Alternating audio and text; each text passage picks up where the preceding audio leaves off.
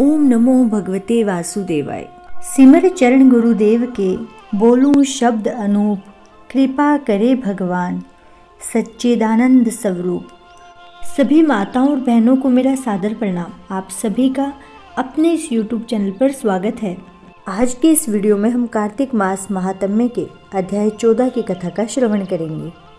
उससे पहले मैं आप सभी को बताना चाहती हूँ कि दीपावली से हम अपने इस चैनल पर रामायण का पाठ प्रारंभ करने जा रहे हैं। आप सभी से अनुरोध है कि आप इसे नियमित रूप से सुनें तथा हमें अपना प्यार और आशीर्वाद दें। अब कार्तिक मास महात्म्य के अध्याय 14 की कथा का रसपान करते हैं। राजा पृथु को चोल नरेश की कथा सुनाने के पश्चात नारद जी ने कहा, हे राजा पृथु, अब मैं आपको भगवान के मंदिर में दीपदान करने तथा मार्जन यानी झाड़ू लगाने का महात्म्य सुनाता हूँ, जो एक समय मुझे ब्रह्मा जी ने बताया था। अत्यंत गोपनीय इस कथा को आप ध्यानपूर्वक सुनिए। अत्यंत प्राचीन काल की बात है। चंद्रवंश में जयध्वज नाम का एक अत्यंत प्रतापी तथा प्रभु भक्त राजा राज्य करता था। वह प्रतिदिन भगवान के मंदिर में जाकर स्वयं झाड़ू लगाता था और दीप जलाया करता था। एक दिन वितिहोत्र नामक राजपुरोहित स्वयं राजा को ये कार्य करते हुए देखकर विस्मय से पूछने लगा, हे राजन, भगवान को प्रसन्न करने के लिए भी अनेक भक्तियुक्त कार्य हैं, फिर भी मंदिर में स्वयं सफाई करने और दीप जलाने में इतनी अधिक श्रद्धा का क्या रहस्य है? राजा ने हाथ जोड़कर अत्यंत विनम्र भाव से कहा, महाराज, इस संबंध में मेरा पूर्व जन्म का एक अत्यंत विस्मयकारी इतिहास है, जो भगवत कृपा से मुझे इस जन्म में भी याद है। यदि आपका आदेश हो तो मैं आपको वो घटना सुनाता हूँ। पूर्वजन्म की यह घटना सुनाते हुए राजा जयध्वज ने कहा, सतयुग में स्वरोचिस मनवंत्र में वेदांगों को जानने वाला एक ब्राह्मण था, जो अत्यंत विद्वान होते हुए भी दुष्कर्मों में लिप्त रहता था। उसके खोटे कर्मों के कारण उसके बंधु बांधवों ने उसका परित्याग कर दिया। एक दिन भूख प्यास से अत्यंत दुखी हो वह घूमता फिरता नर्मदा नदी के तट पर जा पहुंचा और वहीं पर उसने अपने प्राण त्याग दिए। उसकी स्त्री भी व्यभिचारिणी थी, अतएव उसके बंधुओं ने उसे भी घर से निकाल दिया। उसी के गर्भ से अत्यंत पापी मैं उत्पन्न हुआ था। उस जन्म में मेरा नाम दंडकेतु था। दूसरों की स्त्रियों, वेश्याओं तथा धन के लिए मैंने गौ, पशु तथा अनेक मनुष्यों की हत्या की और इस प्रकार पापपूर्ण जीवन व्यतीत करता रहा। एक रात्रि को किसी दूसरे की स्त्री से भोग करने की इच्छा से मैं एक सूने देवालय में गया।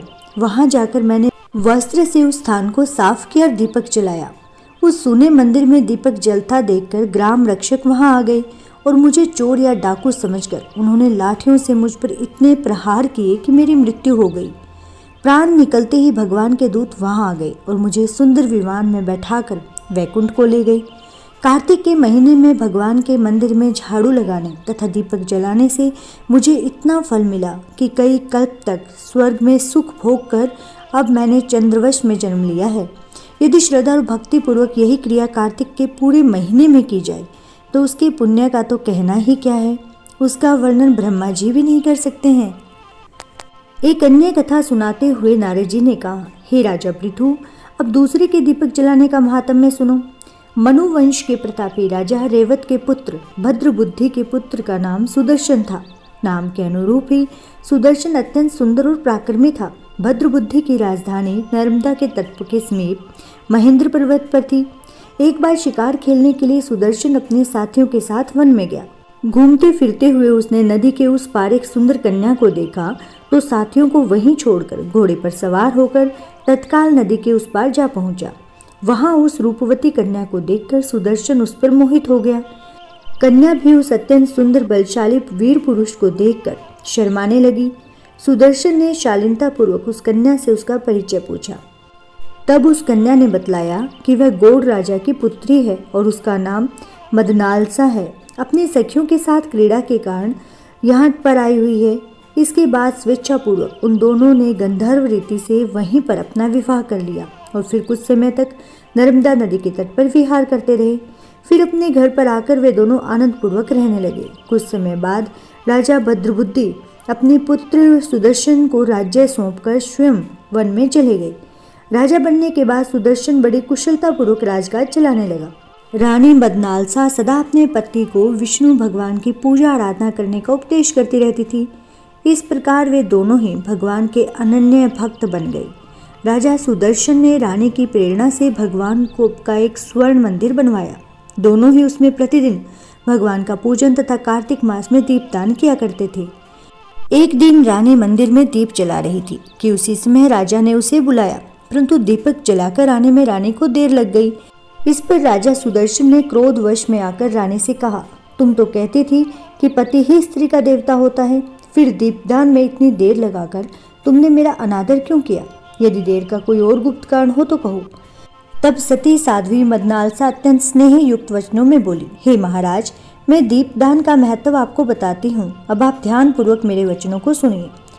अपने पिछले जन्म की कहानी सुनाते हुए रानी बोली कि पिछले जन्म में मैं एक चूहिया थी। गोदावरी के तट पर मैं एक मंदिर में रहती थी। एक दिन भगवान के मंदिर में रात्रि को जलता हुआ दीपक बत्ती छोटी होने के कारण बुझने लगा। मैंने घी खाने के लोभ से बत्ती को मुंह से पकड़कर उठाया।